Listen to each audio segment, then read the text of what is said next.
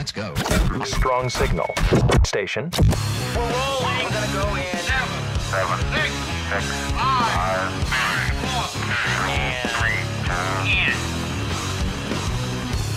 1. Bringing you on the front line and beyond the headlines. Beyond the headlines. Outside the wire. Outside the wire.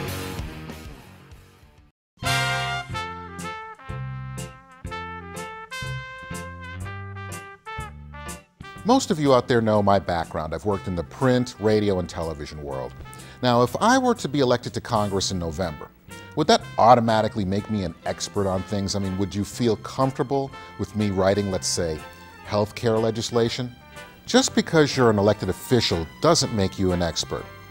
That point was best proven when the Congress held hearings Tuesday on Major League Baseball's steroid issues. While Baseball Commissioner Bud Selig was sitting right in front of her, California Congresswoman Diane Watson mispronounced his name, as well as the initials MLB. I also want to commend Mr. Selig, because the Mitchell Report is an important tool for the MLB. Later, Connecticut Congressman Christopher Shays repeatedly mispronounced Rafael Palmeiro's name. Let me ask you about Mr. Palmieri. Was he found to have taken drugs before he hit his 300th hit? I'm sorry, before what? He had his 3,000th hit, Mr. Palmieri. Is this the case you're familiar with? Shays also added that the greatest scandal in baseball history involved the 1919 Chicago Blackhawks. For those of you who are not congresspersons, the Chicago Blackhawks are, and have always been, a professional hockey team. The baseball team in question was the Chicago White Sox, later dubbed the Black Sox, who were accused of throwing the 1919 World Series. It makes you wonder what's being done to this nation when legislation is written and passed by a bunch of arrogant ignoramuses. Food for thought.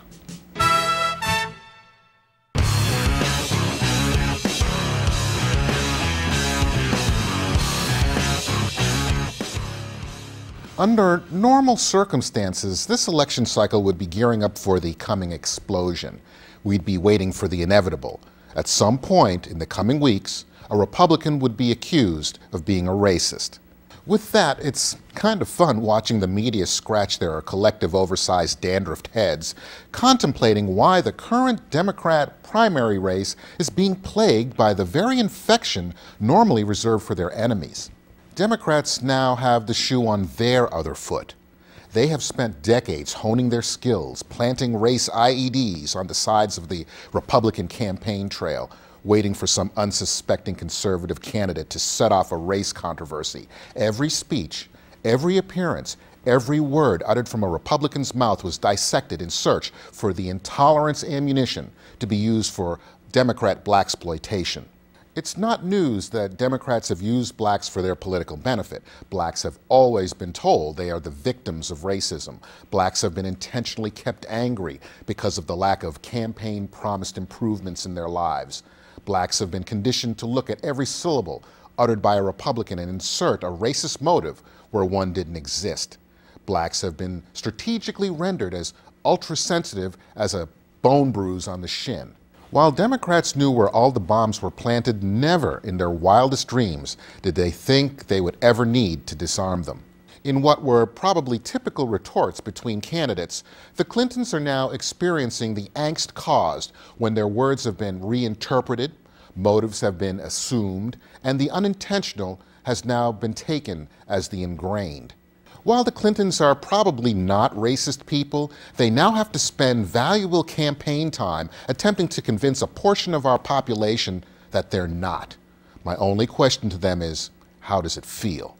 When the Democrats created those infamous radio ads in St. Louis in 1996 saying that a Republican president would bring more church burnings, when you don't vote, you let another church explode. When you don't vote, you allow another cross to burn. When you don't vote, you let another assault, wound a brother or sister. When you don't vote, you let the Republicans continue to cut school lunches and Head Start. Vote smart. Vote Democratic for Congress and the U.S. Senate. They probably consider themselves geniuses while thanking their lucky stars that they have a segment of the electorate that would eat that up every 2 years. When one of those race bombs went off, the Democrats were never content in the damage caused. The remaining explosives were left for another day. The bombs are still lying in the road, and the Democrats know they will keep going off as they drive by. As they've never had to disarm them before, they are in a bit of a quandary. By the way, while the Republicans know they will soon have to travel down Race Street, for now, they can sit back and watch with a smile while the Democrats partially clear the road. Can the Democrats bury the hatchet with black people? They will try. However, they've done a great job over the years convincing black people that any overtures of apology are always too little, too late. Blacks have been conditioned to play the race card right up until Election Day and beyond. So the mainstream media can spend all the time and kilobytes pondering how the Democrats, and Clinton specifically, got themselves into this situation. They could offer up all their suggestions on how Hillary and Bill can make nice with the African American community.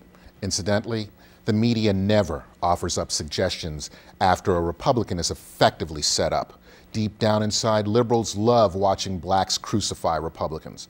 But they now can't down enough OxyContin to ease the pain of the bear trap they've stepped on. Should they be able to free themselves, the deep wound will take a long time to heal, and the predictions that Hillary would be a polarizing figure have become reality. However, that polarization has manifested itself into a mini race war between Democrat whites and blacks. Hillary now knows how tough, if not impossible, it is to give back the race card once it's been drawn, and any attempt by Democrats to deflect the anchor toward Republicans just won't work. Democrats have fed racism blood to liberal blacks for way too long, and once they smelled it, the bloodlust has never had to be turned off. It will be fun to watch the attempt, as that may be an inadvertent roadmap for Republicans. The race card will be aimed at Republicans at some point, and knowing how to discard it will be invaluable. Until then, it will be fun for some of us to watch the Democrats eat themselves alive. Republicans are doing the right thing by not allowing themselves to be drawn into the bloodletting. The shoe is on the other foot. The chickens is coming home to roost. Payback's a bitch. However you may want to depict the current Democrat race dilemma, maybe, just maybe, they'll be very careful in the future when they do decide to imply the R behind conservatives' names stand for racist. In the meantime, who cares about the writer's strike? The black on Democrat crime scene is now the best entertainment any conservative could ask for. However, this program will have a message. Let's see if the Democrats pick it up.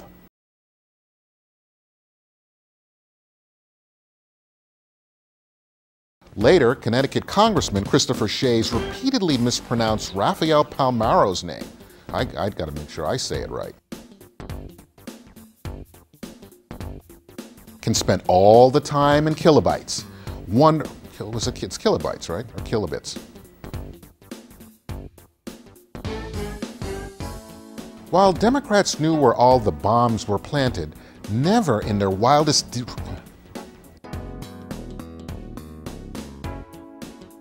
blacks have been conditioned to look at every syllable uttered by a Republican and insert a racist motive where they're...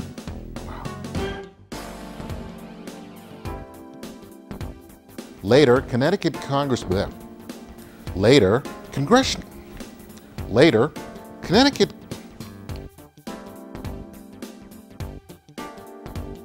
for the intolerance ammunition to be used for Democrat. Blaxploit... Most of you out there know my background. I've worked in the